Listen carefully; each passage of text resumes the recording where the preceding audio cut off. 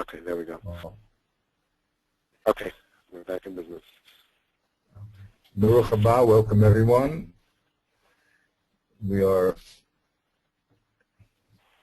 about to do chapter 6 in Derek Tfunos, where we're going to discuss the basis of this 11 statements that we spoke about, the basis of what is, on what basis do we say it's true or false. As we do every class, I like to give us a little bit of orientation again. So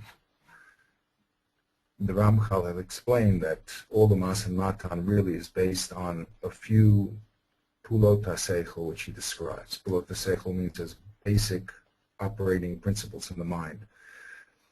The three things that we're going to be discussing in the Sefer is, first of all, statements. That's the foundation of all thinking.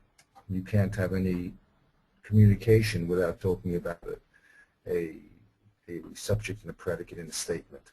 After we do the statements, we'll go on to building with statements, building syllogisms or akashim with statements, and finally the most important thing that we have to do is to see if we're going to accept a statement as true or false. What is the foundation of proof?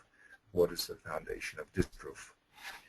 We are holding in the very first part of the analysis of Pulsa Seichel, which is Chavanat Mamori, and we've accomplished the first section, which is to discuss about the Minei Mamarim, which are the various types of statements. And the Ramchal has laid out for us that there's, of course, subjects and predicates. We said that makes a statement a statement. You cannot have meaningful communication without talking about something, a no-say, a subject, and saying something about it, predicating something to it, which is the nasu.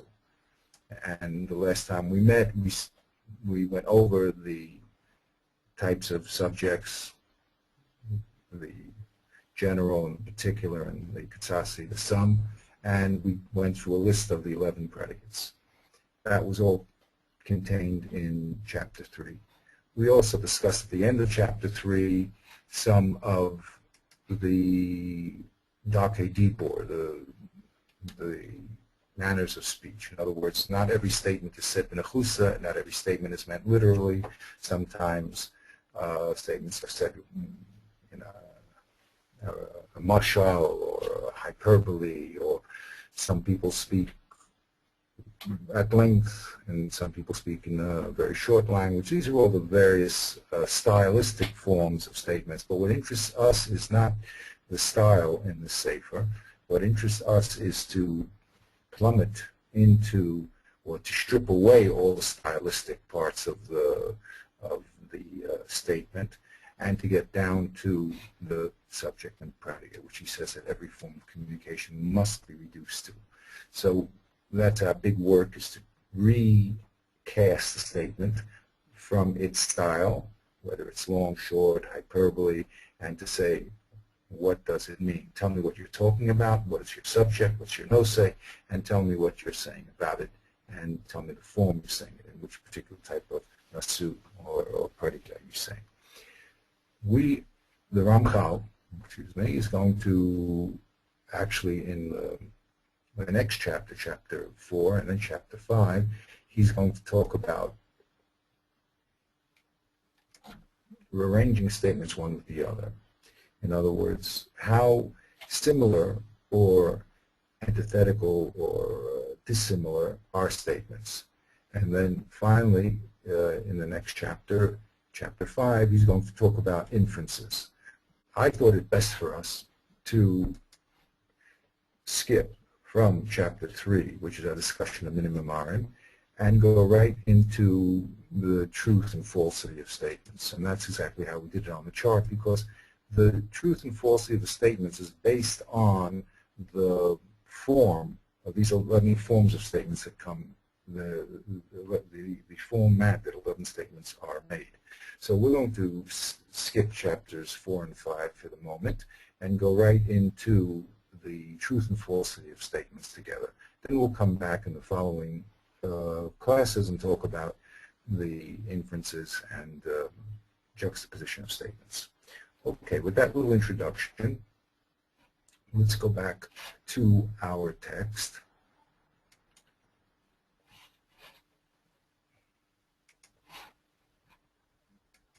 And there we are. Chapter 6. Chapter 6 is going to talk about the Klal HaMamarim.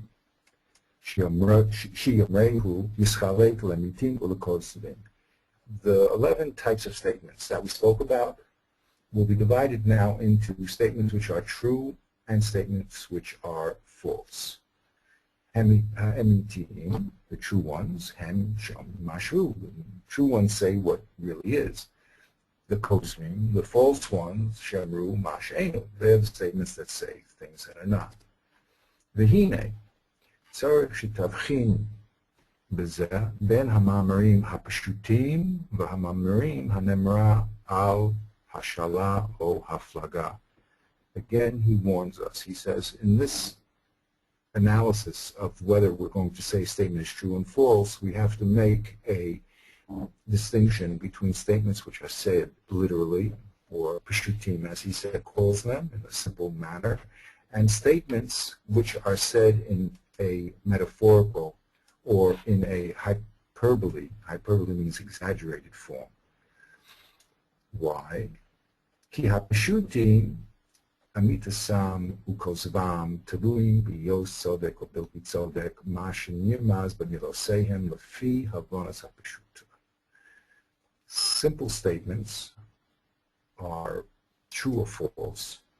They're true, whether they're true or false depends upon whether they're correct or incorrect according to the words that are physically being said. We look at the words and we say, are these true words or are these false words? However, ba'osam sha'al, they're hashala or haflaga, those statements that are said in a metaphoric or in a hyperbole, they're ein ha'emes v'kozet teluim b'mash, move on the pashut milosehem ela beremez ha'mechuvan behem.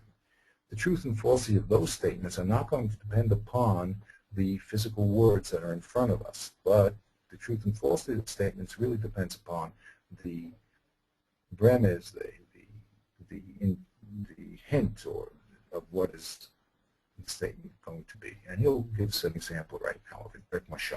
Keshe'omru Rabbi Yochanan, when Rabbi Yochanan said, Ari Allah mi Bavel. In the Gemara it says, a lion came up from Bavel. Ein amita samamar hu mamuvan peshut hamilos. You don't say this statement is true and false according to the simple meanings of the words, i.e., that a lion, a physical lion, came from Babel. Ella, the rem is hanirmaz. It's a mashal, so we have to look at what is the mashal referring to. Shehu sh'adam chacham gadol b'torah olam Babel. Rav Kahana. It's really talking not about a physical lion, it's talking about a lion in Torah, using it in a metaphorical sense, and that is the great Chacham in Torah that came up from Babel, whose name was Rav Kahana. So the statement is not true and false. You don't say, wait a minute, there's no lions, for instance, you say, you prove to me that there's no lions in Babel, no physical lions in Babel, so the statement is false. Well, obviously the statement doesn't talk about a physical lion, it talks about a metaphorical lion. So that's his first warning. You have to be able to strip the layers of style when it comes to metaphor and get to the message, not the physical words, unless the statement is said in a simple sense. And this is one of the difficulties in communication and in understanding this concept of stripping away the stylistic forms and getting to the message is going to not be as easy as it may seem. There may be machlokes about it. Here it's quite obvious that it's a mashal. In other cases it won't be. Od tzarech shitidaktik, another warning the Ramchal gives us. Shitidaktik b'kol ma mashiach l'das sof gezer. You have to be very, very precise and understand what is the final intent of the statement. שבו תהיה תלויים אמיתת המאמר או כוזבו. This final intention, sof gezerah so, is going to be the foundation upon which you say the statement is true or false. וזה, ישחלף לפי, ישחלף המינים שזכר למעלה. And this sof gezerah so, which is the primal foundation of the statement, they're going to be divided according to the 11 types of predicates that we mentioned in chapter 3. So let's go through them with the Ramchal, and we'll strip away all the statements, and we'll see on which points does the truth or the falsity of the statement exist. Ki hine amama hastami, the first type of statement, the simple statement, sof gezerah so, hu hanimsa hanasu hahu benose shiamrehu bo o hedemimenu. The final intent of the statement, the foundation of the statement, upon which we are going to determine whether something is true or false. In a stam statement, we just have to see, does the predicate here exist in the subject? If it's a Mekayim statement, if it is all men are equal, the R is a Mekayim, or hedemimenu, or the statement could be a negative statement, all men are not equal. So we have to just prove whether the statement as it is, whether it's a Mekayim or a Sholei statement, we have to prove whether that is true, whether we indeed find the predicate in the subject. Here's their mashal. Nashim chayavot b'kiddush hayom. Women are obligated on the saying of Kiddush during the day of Shabbos. What is a sof gezerah though? Sheyesh nashim hiyu b'kiddush hayom. That the whole category, now this was a cloudy statement even though the word all was not said, all the complete category of women, we can predicate of them that all of them have the obligation to say Kiddush Hayom. Now, the amitos o talui b'shitiyeh amiskach. This statement now will be true if that predicate is indeed found in the subject. Shitiyena anoshim chayos Kiddush Hayom, that the klal of noshim, of all women, if they indeed have the obligation to say Kiddush Hayom. That's the simple statement. Ach, hamama miyuchad shezchanu, the miyuchad statement that we mentioned. What was the miyuchad statement? Shuhu ha'omer ha'nasu b'nose b'derech miyuchad. It says the predicate is found in the subject in a rather particular way. There we mentioned it was either going to be their vadai, or it's going to be their suffix, or efshar, or efshar, impossible. There, in that type of statement, the sof gezerah so hu himotze hanasu ahu ba'oso hanafse ba'oso haderech. It has to not only be, the predicate only has to be found in the subject, it's in the stam statement, but it has to be the also haderech in that particular manner.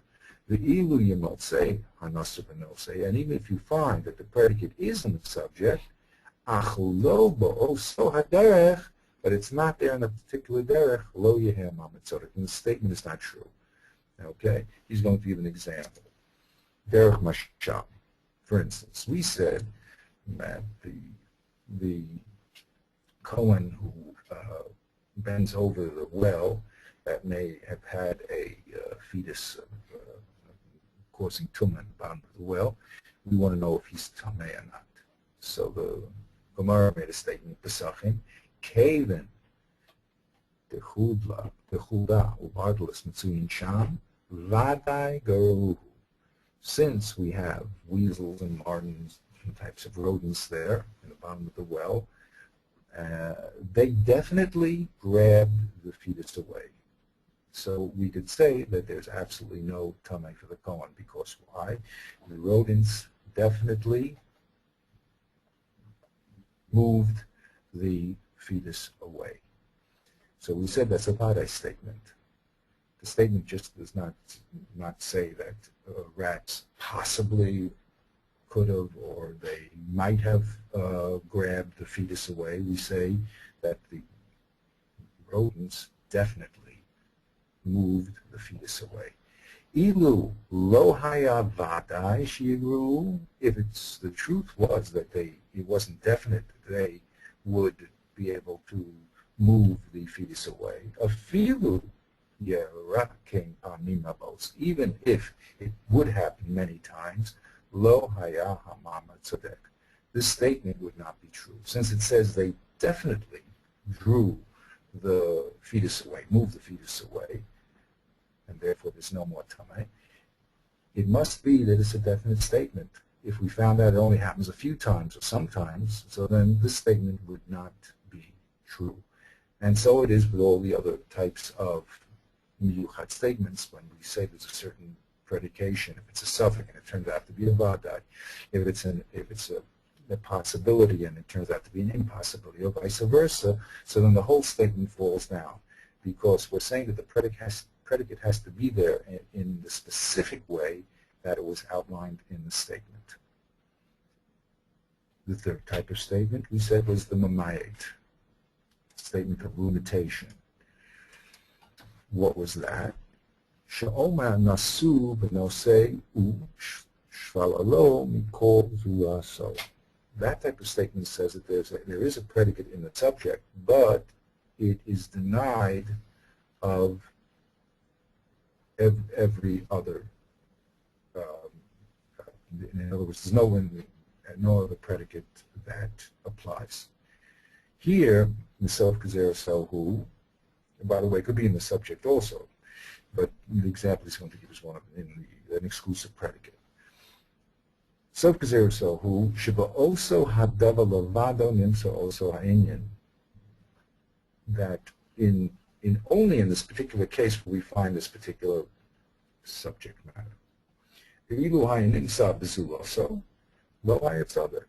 we found this predicate or subject that was a mayat, the one that's supposed to be limited in other areas, and then the whole statement falls down.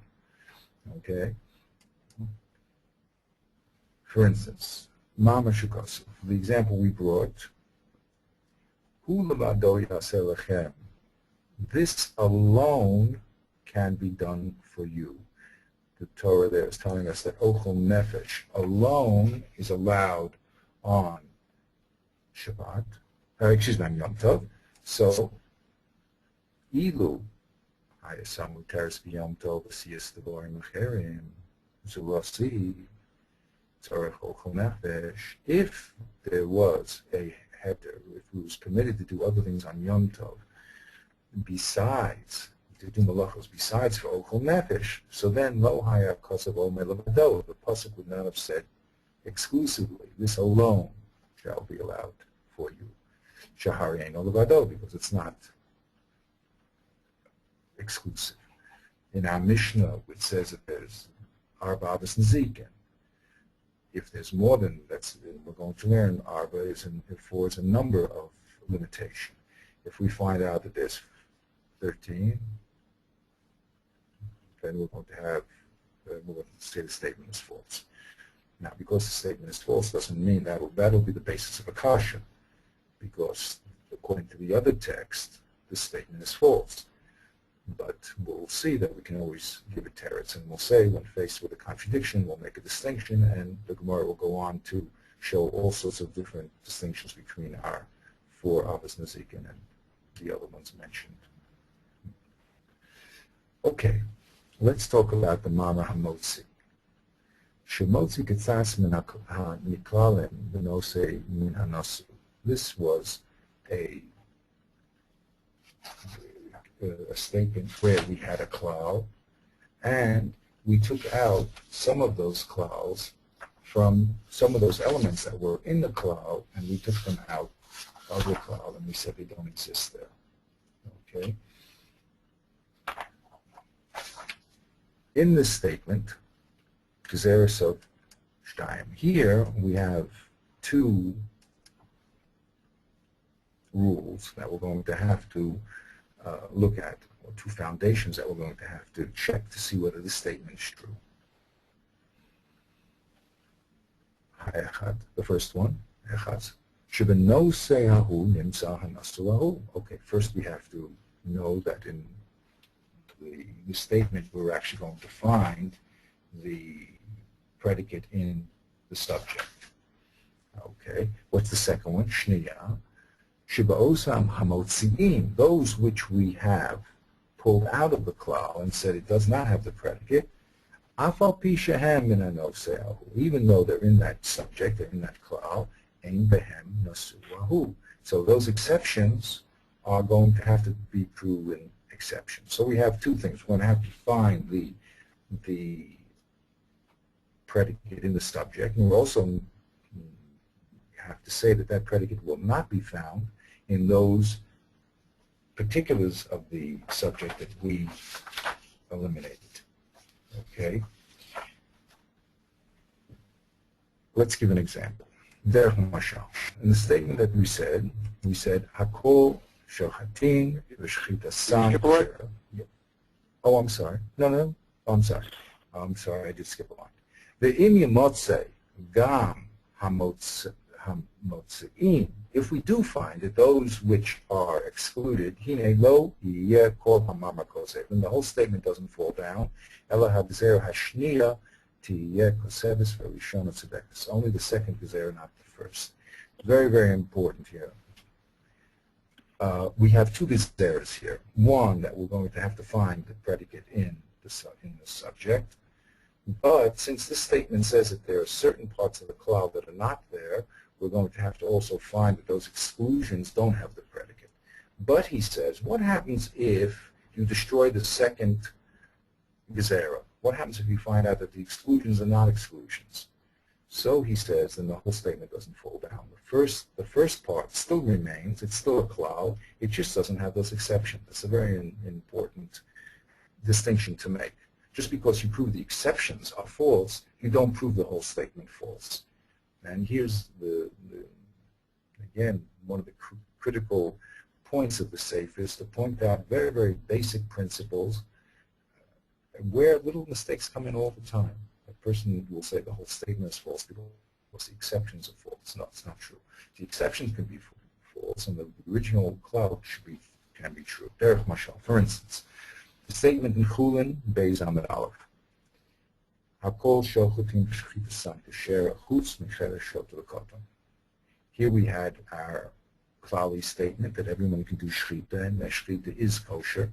Then the Gemara eliminates some chutz, except for the cheres shoter and the koton, the deaf, the insane, and the minor. Now, ilu haya hadin.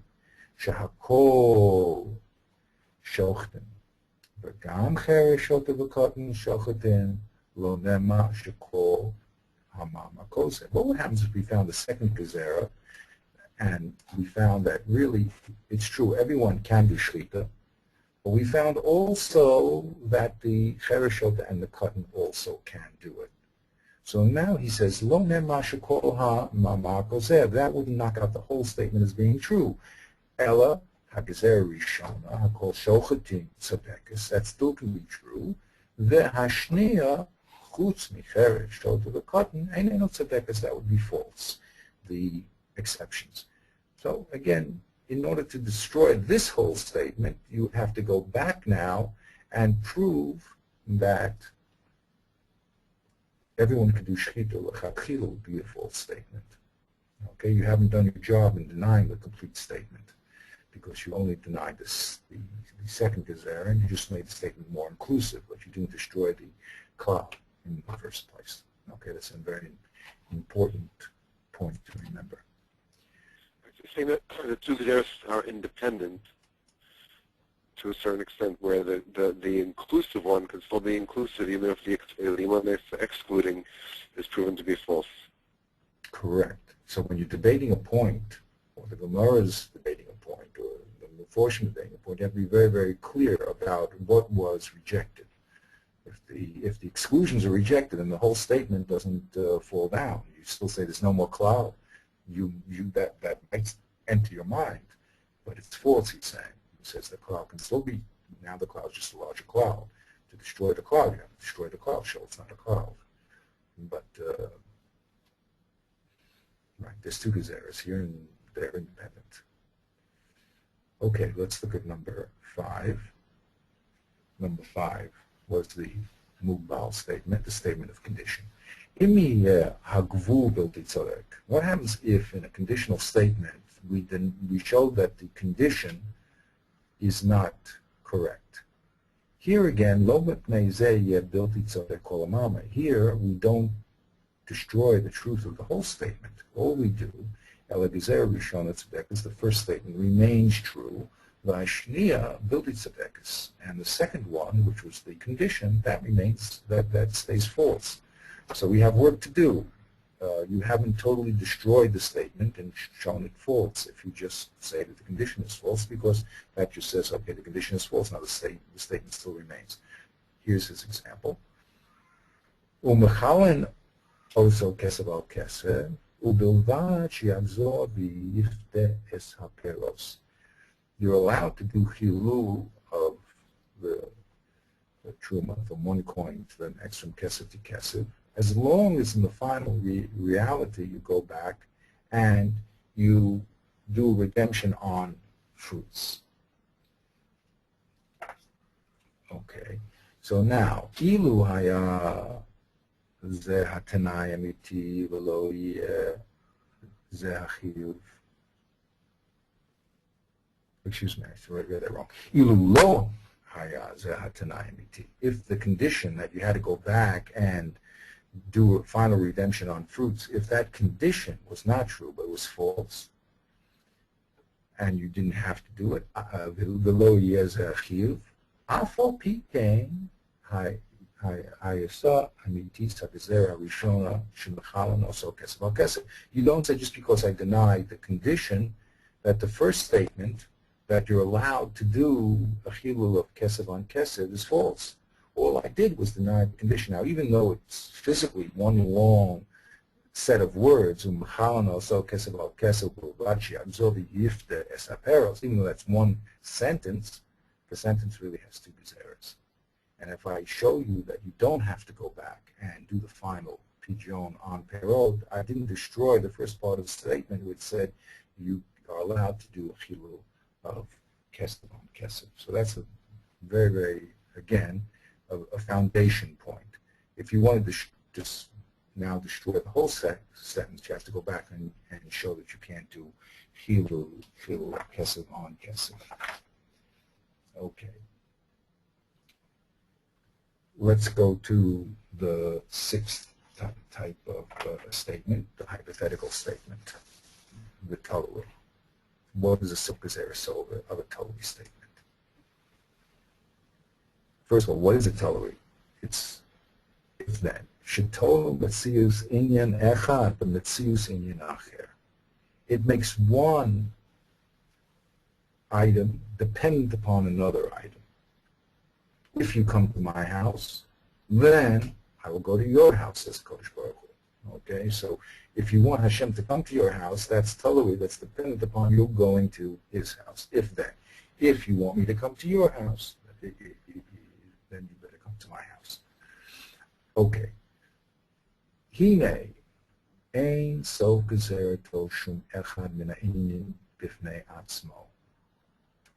Here, the self-gezerah so is not dependent upon the truth of each part. Ach self-gezerah so hu hayosem nitling ze b'zeh. What's the intent of the statement is only that the two items mentioned are dependent. Both of them don't have to be true. They just have to, the dependency has to be true. Ve'ilu haya shnei inyanim emet kol echad b'nei atzmo. Say we had in a statement, an if-then statement, both of the items were totally true. Ach tu yasam b'zeh b'zeh, but they're dependency was false, then the whole statement falls down. Here's the first statement that doesn't depend upon the truth of the subject being found in the predicate in truth. What's important here is the relationship between the two items. If both of the items are totally false, but the dependency is correct, then the statement is correct. And he's going to give a derech marshal of this. For instance,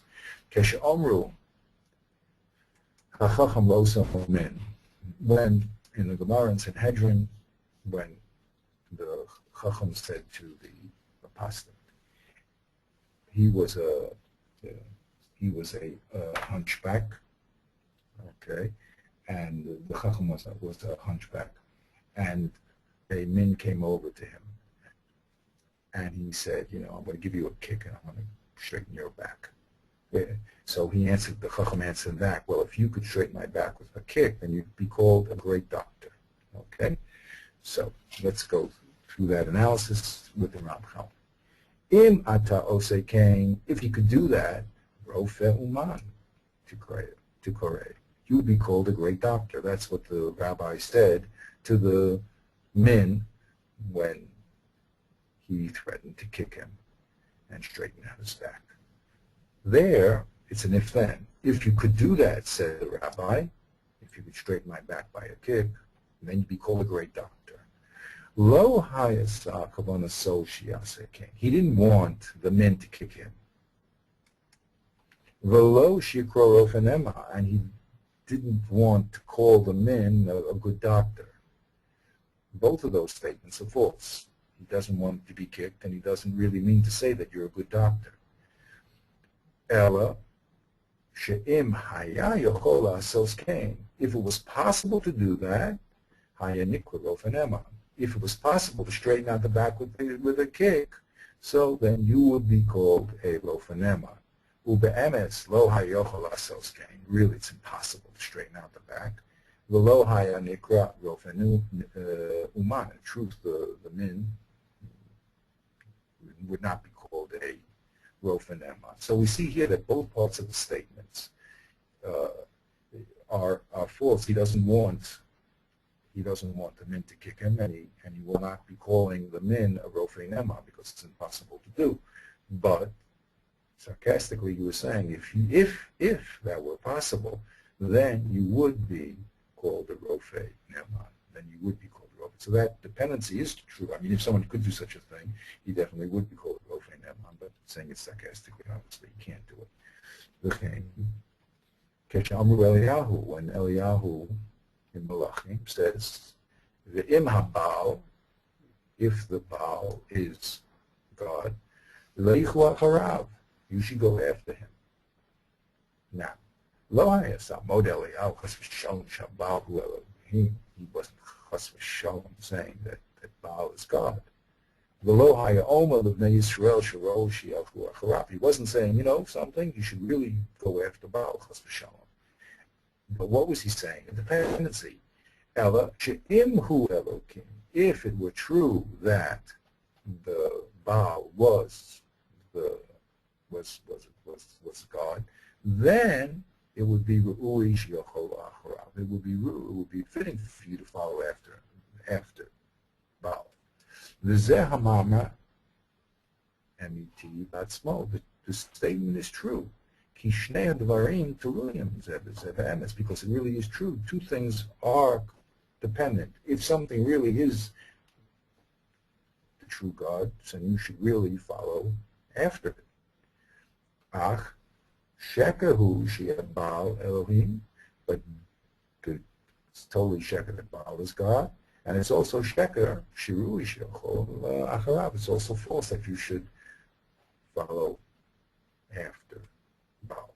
So that's why we call this statement a hypothetical statement, because it's only true, it's only talking about the dependency being true. It's not talking about the reality. If it's raining, the streets are wet. Well, that's not saying it is raining, and it's not saying the streets are wet. It's just saying that if it were to rain, hypothetically, then the streets would be wet. So the important thing to know here, and if then again, is that if you prove that each part of the statement is false, in this case, if you prove that Baal is not God, or you prove that we shouldn't be worshiping Baal. So now this statement doesn't fall down, because the statement never affirmed the truth of both parts. The statement just said that the dependency is true. And since here the dependency is true in this statement, if it were true that Baal was God, then you should follow after him. This is a true statement, even though both parts are false.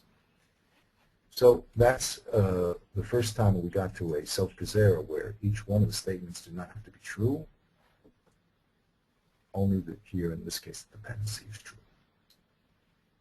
Yeah, go ahead.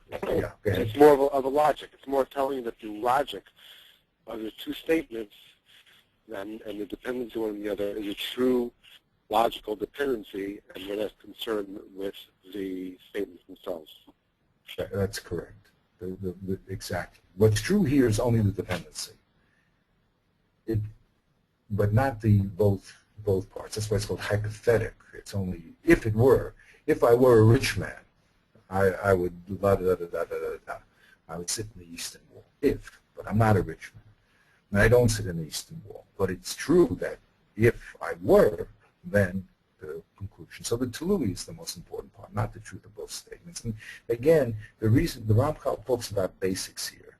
He often says, I'm not going to teach you anything new. I'm just going to organize what you know already. So when you think about these ideas deeply, so then you understand very clearly what he's saying. The problem is that we don't have these things organized in our minds properly. And that's where mistakes fall in. We're sloppy in our understanding, in our analysis. So in a debate, it can go very, very quickly. The concepts can move very, very quickly, and these little points can slip over. And you'll say, well, it's not true, A, and B. Well, then you have to answer, well, I never said that A was B, A was true or B was true, but is the dependency true?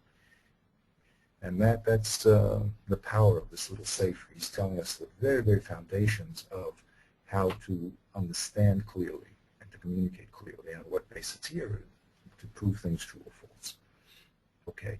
Now, v'hefech zeh, in this Talui statement, in the hypothetical statement, im yiyu inyanim emet v'taliyasam zeh b'zeh sheker. What happens if both parts of the statement are absolutely true, but the dependency is false? Yeh hamama koser. Here, the whole statement becomes false. Derech mashal. Im tomer. If you would say, Im Moshe Rabbeinu kibel et Torah, shol hu hamelech rishon shemalach al Yisrael. If you'd say a statement, if Moshe Rabbeinu received the Torah, then Shaul was the first king who ruled over Israel. Hine shnei inyanim enutim, kol echad mipnei atzmo, ach einam teluim zeh b'zeh klal, v'hamama hazeh here we have an example of both the elements in these statements are true in and of themselves. It really is true that Moshe received the Torah. And it's really true that Shaul was the first king in Israel. Both those statements are absolutely true. But what's not true? The dependency is not true. It's not true that just because Moshe Rabbeinu received the Torah, it has nothing that Shaul was the first king. One concept had nothing to do with the second concept. So this statement falls down because the dependency is false, not the elements are false. Okay, that was the discussion of the Talui statement, hypothetical. Let's move on to the Merub Inyanim. Remember, Merub Inyanim, we had a whole discussion just to refresh our minds of the Merub Inyanim. In the Merub Inyanim, I'm just going to highlight that for us here.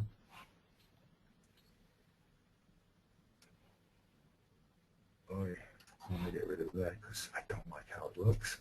let's use this one. Okay. Here's the Merubin Yanim. In simple language, Merubin Yanim means and or statements. The and statement puts a lot of subjects together, the or statements, and the or statements put them together also, but in a different way. Let's give an example. If I say that there's Arba Avos Nesikin Hashor V'Habor V'Mava V'Hever. Okay, so the Shor, Bor, Mav, and Hever are the Arba Avos Nesikin. Arba Avos Nesikin have 4 categories. So that's Merubin Yanim. That means the Shor, Bor, Mav, and Hever. And that's an and statement. Each one is true in and of itself. The or statement, he said, is that the Yivam can do either Chalitza or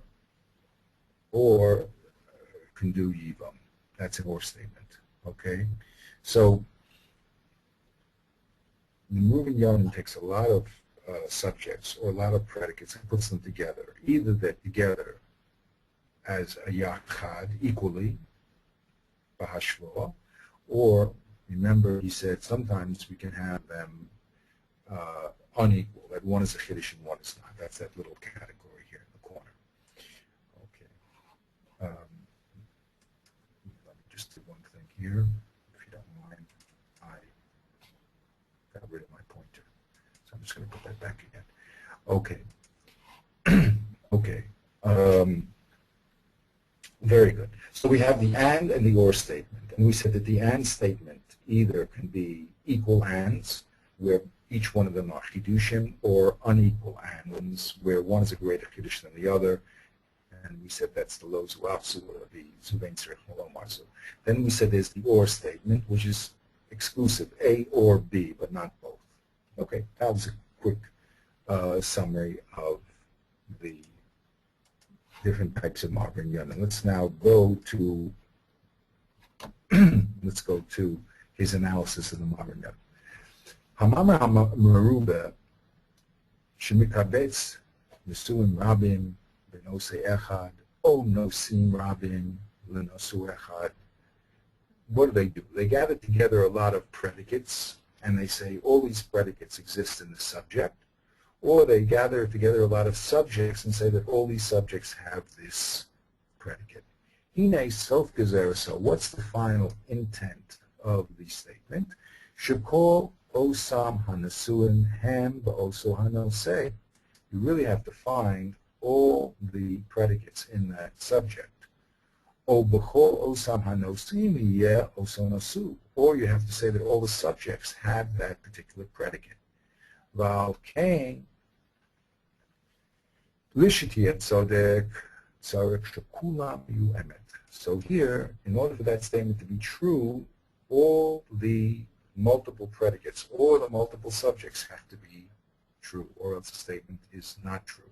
If it was not true that Shor, Bor, Mav, and Hever are the 4 Avos and Nezikin, only one of them is false, then he says the statement falls down. Let's say the derech mashal. Let's say the person can have 2 possibilities. O choletz, o miyabem. The person whose brother dies without children, he has 2 alternatives. Or he does chalitza, or he does levirate marriage, yiva. Im ha'emes haya shecholetz v'lo miyabem. If the truth was you only have one possibility, to do chalitza and not the possibility of doing Yibum, Hine Hamamra Hayab Bilti Tzodek. And the statement is false. Afal Pi Shechelek Mimeno Shehu Choletz Hayat Tzodek.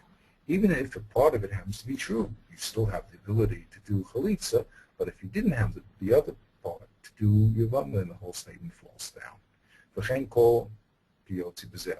He says that the same thing is true with all the other types of Merubin Yanim. So if we found out that one of the 4 Avos and Zikin was not, so then the statement Arba Avos and Zikin, Ashur Bolam, have the whole statement falls down because we said that there's 4 types and would not be 4, it would only be 3. So the statement falls down even though a part is true. Very, very interesting. Because you would say if it's part is true, then maybe the whole statement isn't denied. But a Merubin Yanim says that no, each of the elements has that predicate, or each of the things that we find in the predicate are attached to the subject. So that's what the statement says. So, why would the statement be completely false? So let's say you are saying that the nasu is 10 items, and all those 10 items has to be in the nosei. Now you prove that one of those items is false. The other because the statement, excellent, because the statement says that all of them are there.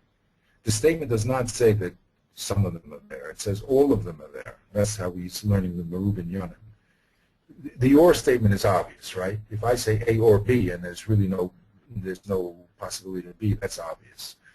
But he wants to say in Merubin Yanim that you're really saying that all these, like Arba, Abbas, and Zikin, you're really telling me that all four of them are Abbas and Zikin. So the statement, even though some of it would be true, the statement which states all of them are is false. It says the Shor, Bo, Mava, and Heva are the Abbas and Zikin. That's what the statement says. So the statement as a whole is false, even though part of it could be true. That's what he's saying here. It's very, because I would say like you, I'd say no, only part of the statement. I only disprove part of the statement. But then the whole statement then that says that the Shor, Bo, Mav, and Heva are the Abbas and Zikin, that statement is telling me that all of them are the Abbas and Zikin, and you must find all of them with that predicate. If not, then the statement is not true. Now you may say a new statement now that only three of them are the Abbas and Zikin. That's very, very fine. But you can't say that the original statement, which predicated the fact that they're all Abbas and Zikin, let's say, is true anymore, because it's not. It's a very, very fine distinction, but I think it's well taken. The statement itself is false because it said more than what was true. Okay. Right. Okay. Doesn't mean that again, but what you're bringing up is very important. Because I destroyed part of the statement, it doesn't mean that every element is false. It's true the statement is false in its entirety, but it doesn't mean that every element isn't. Now, if I prove that one is not called an ob, it doesn't mean that all the other ones are false. Maybe they're true. But what the self-gazera of this statement is false. Yeah, go ahead. But compare this to the one we had before, where you had an inclusive statement that was chutz. So we said that even if the chutz is not true, the beginning of the statement is true. So why don't you say also that? No. He didn't say it was true. He said you haven't proved it false. He didn't say it was true. He just said you haven't proved it false. Okay. Okay. Just because I proved the chutz wrong, then there's two parts to that statement. It's making a cloud, but everyone could do shchis and kasher. That's the cloud it's making. But that's you're actually, you're pressing on a very, very essential point here. Okay. There he says you have to go further to prove the whole statement false. Here, I'm not proving the whole. I'm proving the statement as it is false, but not the whole statement. But it's very well taken here. For instance, the example that he did pick was the A or B. Now that's definitely no one will argue that if the statement is giving me two possibilities, I don't have the two possibilities, and the statement is false. But he says it applies to all the Merubin Yanim. Okay, so we'll consider that more, but that's what he says. He says, okay, now we're going to talk about the next three as a unit. Let's look at the next three as a unit. Okay. The next three as a unit were the low Ella, not this but that, the substitution, the Afal P, and the Madame. The Madame is the comparative statement. Now he's going to put that all in one unit. Let's see what he says about that.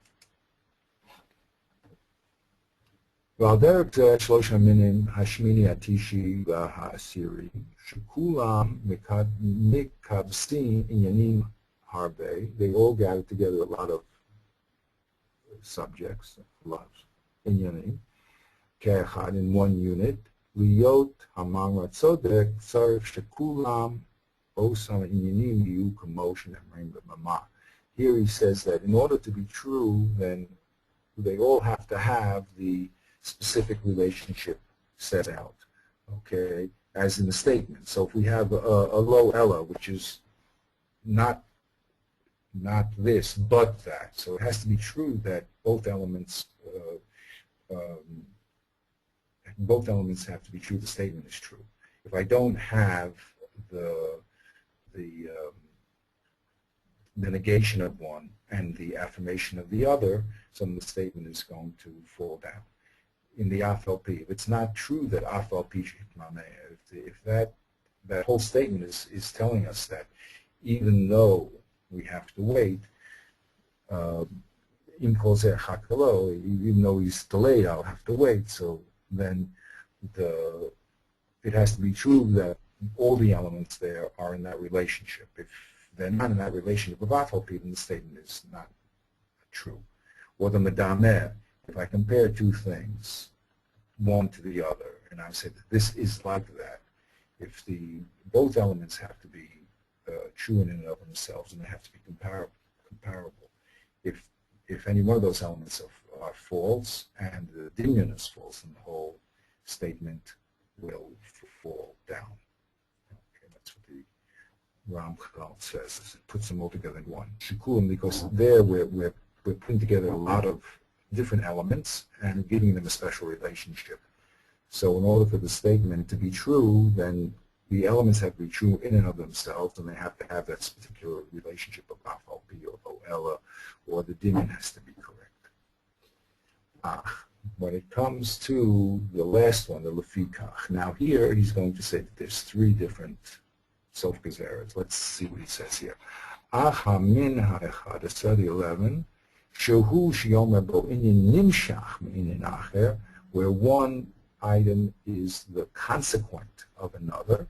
Hine gezerato shlosha. Here we're going to have three foundations that will mark the truth or falsity of the statement. One, you're going to have to say himotze hakodem, the first part of the statement, the since part of the statement. Remember, this is a since therefore. So the since has to be true. The himotze hanimshach, the consequent has to be true. The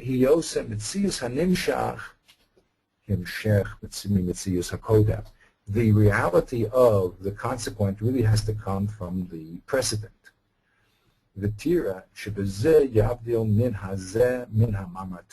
Now this is going to be different than what we said about the hypothetical statement, the if-then. This is the since therefore and not the if-then. What's the difference? When it came to the hypothetical key, when it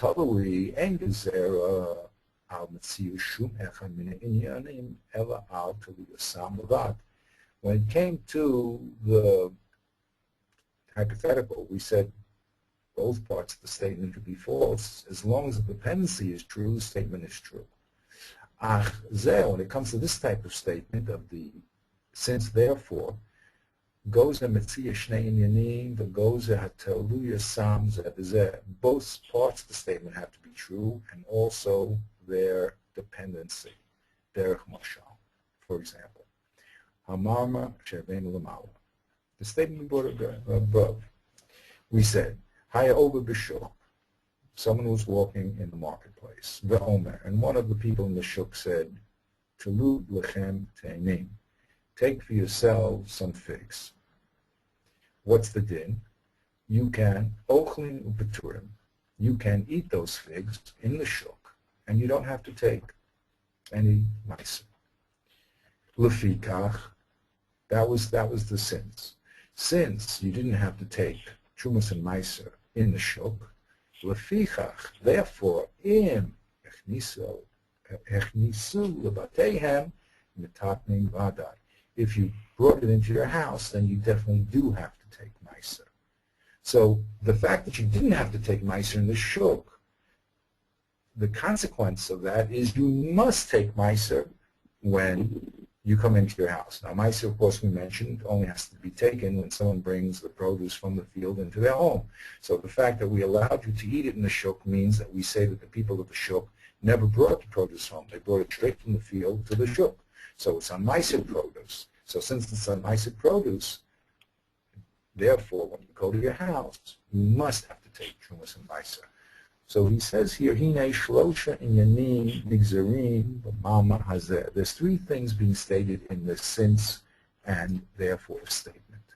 Echad, the first is, Shecholim HaPolim Le'echol B'Makom Shehem Bli Hefroshus Maisa. The people, the workers are walking in the shuk. They can eat in the marketplace without taking Maisa. V'zeh HaKodem. That's what the precedent said. That's the since part of the statement. Chaya over b'shuk omer tolu lechem t'neim ochlin u'petorim. The workers are allowed to eat in the shuk. That's the kodem. Sheni she'im hichnisu levateihem chayavim l'taken bada. The second part of the statement also has to be true, that if you took this produce into your house, you must have the obligation to take Meiser on them.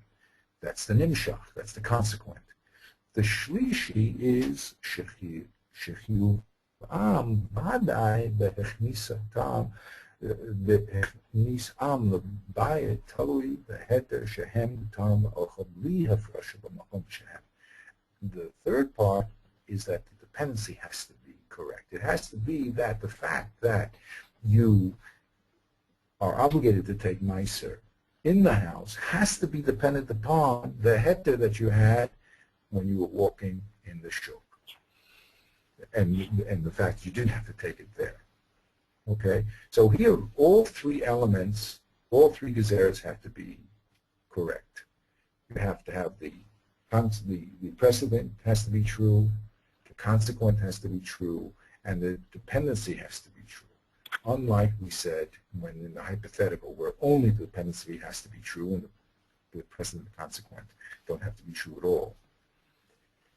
So that makes this since therefore statement different than the hypothetical statement.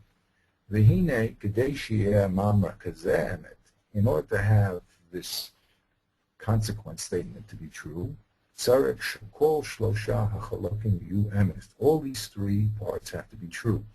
Ve'im echad mehem lo yemet. If one of the three parts, the kodem, the nimshach, or the tuluya, if any one of those three are false, then the whole sentence falls down. Hamama bilti tzodek. The whole statement falls down.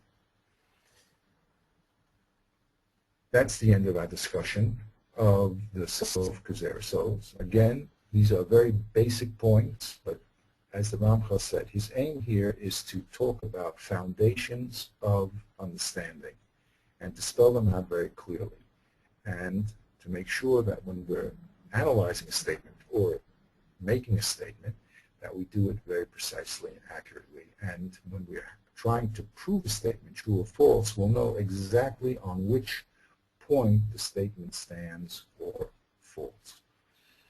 So we'll end our discussion here, and B'ezras Hashem, next week we'll go back to the two chapters that we skipped, and we'll talk about now taking one statement and aligning it with the next and seeing how similar or dissimilar it is, and then finally we'll talk about inferences. So have a wonderful week, and Shavua Tov for those of you that joined us after Shabbos.